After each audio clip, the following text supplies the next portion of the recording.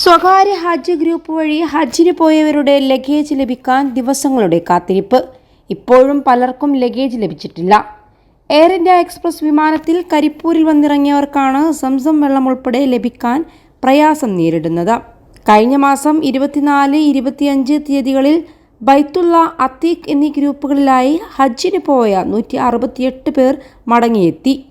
ഇതിൽ 3 പേർക്ക് മാത്രമാണ് അന്ന് തന്നെ ലഗേജ് ലഭിച്ചത്.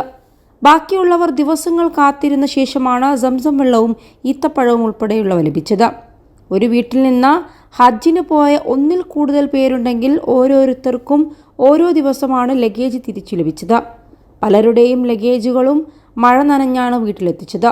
ഇനിയും ലഗേജ് ലഭിക്കാത്തവരുമുണ്ട്. കൂടുതൽ പണം ലഭിക്കുന്ന മറ്റ് ചരക്കുകൾ വേഗത്തിലെത്തിക്കുകയും മുൻകൂട്ടി പണം നൽകിയ ഹാജിമാരുടെ ലഗേജുകൾ വൈകിപ്പിക്കുകയുമാണ് ചെയ്യുന്നതെന്ന ആരോപണം ഉയരുന്നുണ്ട്.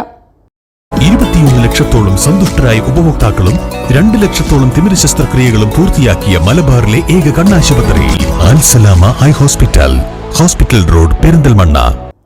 5 കിലോ സംസം വെള്ളവും 25 കിലോ മറ്റു ഉൽപ്പന്നങ്ങളും 7 കിലോ കയ്യിൽ സൂക്ഷിക്കാവുന്ന ലഗേജുമാണ് ഹാജിമാർക്ക് എയർ ഇന്ത്യ എക്സ്പ്രസ് അനുവദിക്കുന്നത്.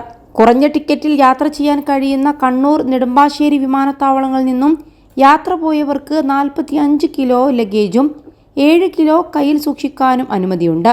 35,000 രൂപ വരെ കൂടുതൽ ടിക്കറ്റ് നിരക്ക് ഈടാക്കിയ ശേഷവും കരിപ്പൂരിൽ നിന്നുള്ള യാത്രക്കാരോട് എയർ ഇന്ത്യ എക്സ്പ്രസ് വലിയ വഞ്ചനയാണ് കാട്ടുന്നത്.